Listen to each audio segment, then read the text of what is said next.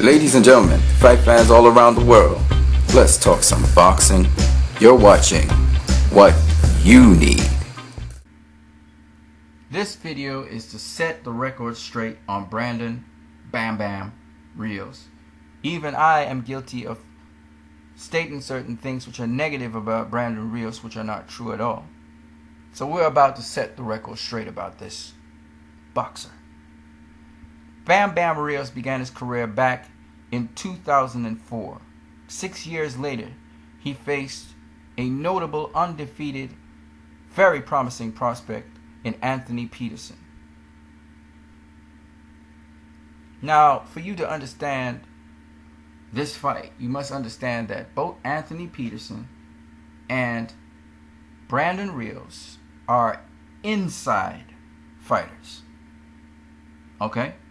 Now, if you don't understand that, then you're always going to say that, oh, he's just a club fighter, he's just a bum, but he's not.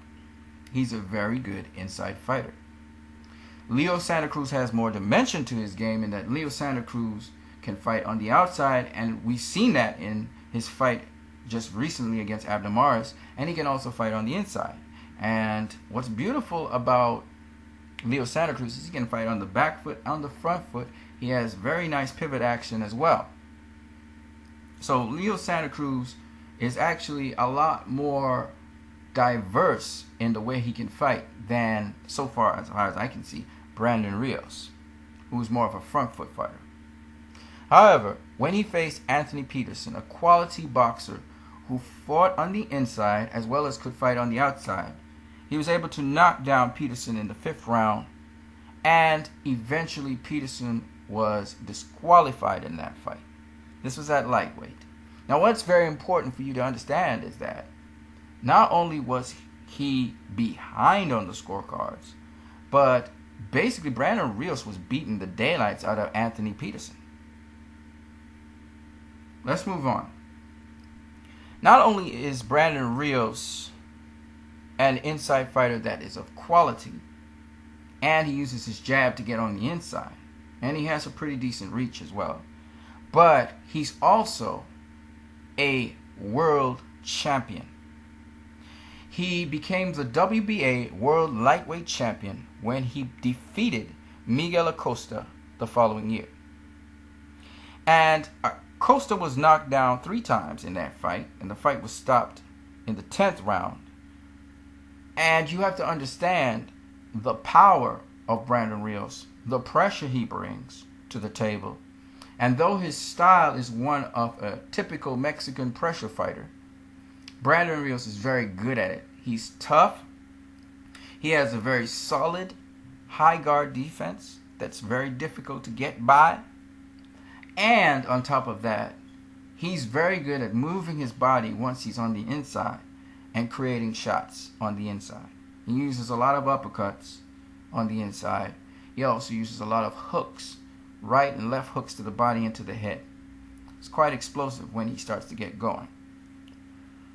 Now, other than that, he was also able to defend his world championship successfully that same year against Urbano Attillion, knocking him out in the 3rd round. Now, Brandon Rios was able to show us that he was a guy that was a lot bigger than lightweight, because he couldn't make weight for the next 2 fights and his next 2 defenses, which is why they're not called defenses. He was stripped of his title and he was trying to get it back. He tried to get back his title against John Marie, but he couldn't make weight. So even though he knocked out John Marie, he never got the world lightweight title. He then faced Richard Abril, and again he couldn't make weight. In fact, it was much more difficult for him to make weight the second time, which was showing that he was a growing guy. In that fight, judges had it scored for Brandon Rios, judges had it scored for Richard Abril, and one judge decided the fight, scoring it slightly for Brandon Rios. But when you look at it, in my opinion, I thought Richard Abril won that fight. But you must understand, Brandon Rios was facing a quality boxer, a Cuban boxer who fought from the outside, used range, used his jab to keep Brandon Rios off of him. However, it was close enough on the scorecards so that it could have gone either way. So even though I thought Richard Abreu did a number on Brandon Rios, the way how the judges scored it, it could have gone either way. Now, that was it for Brandon Rios and lightweight. He was just too big for lightweight. Okay? In fact, he easily made the 140 pounds. He easily made super lightweight. And if you look at his next two fights, one in end of 2012 and the other one at the beginning of 2013, you would see that he only stayed at super lightweight for 2 fights. He didn't even stay a year at super lightweight. And that's because Brandon Rios was a big dude. His walk-around weight was something like 155 to 165 pounds. Okay? So Brandon Rios is a huge dude that was shrinking down to these lower weight classes. And that's why he had so much power and strength. He faced Mike Alvarado in 2012. And he knocked him out in the 7th round. It was a close fight. Mike Alvarado was boxing him at times. But Brandon Rios again shows his ability to deal with boxers and force pressure on them, making them make mistakes, and then he would take advantage of them on the inside. And he knocked out Mike Alvarado. He rematched Mike Alvarado, who got a unanimous decision win over him, but it was still a close fight. And you can see it from the judges' scorecards. You know, one judge had it separated by 1 point, and the other 2 judges by 2 points. Now, after that fight, coming off that loss, Brandon Rios faced Manny Pacquiao. Now, you got to understand, when Brandon Rios faced Manny Pacquiao in 2013, the end of 2013, this is Manny Pacquiao coming off a knockout loss to Juan Manuel Marquez, throwing him off of the #1 pound-for-pound fighter in the world. And Floyd Mayweather became the #1 pound-for-pound fighter. Manny Pacquiao became the #3 pound-for-pound fighter in the world. But on top of that, Brandon Rios was coming off a loss as well to Mike Alvarado. Brandon Rios was moving up in weight to welterweight. But you have to understand, it was better he fought Manny Pacquiao at welterweight than he fought Manny Pacquiao at super lightweight. Because Brandon Rios basically outgrew super lightweight. So this was actually more comfortable for Brandon Rios. Even so, Brandon Rios had trouble making the weight, which tells you how big Brandon Rios really is. He had problems making that 147-pound limit. In fact, to the effect that he was using, well, allegedly, by VADA, he was using a diuretic to lose weight, which is illegal. And there are 2 reasons why diuretics are illegal to lose weight. The first reason is that diuretics can be used to flush out some sort of performance-enhancing drug, PED, that may be in your system. But the second reason is it's harmful to the body. It actually breaks down the body, causes the body to lose vital fluids needed by the organs. And that can lead to organ damage, and it can also lead to a fighter getting even more damage in a fight, and it could cause them to die. All right? So those 2 risk factors are why diuretics are banned from use in boxing. But it's alleged by VADA, I don't know how true it really is, that Brandon Rios used diuretics for that fight. And it really did show in his fight. You can see that as the fight progressed, Brandon Rios' energy level went down. And you could credit it to him being hit a lot by Manny Pacquiao. But most of those shots were headshots. They weren't body shots, mind you. So I don't think Brandon Rios should have slowed down because of headshots. But even more interesting was the fact that he sort of faded as the fight went on.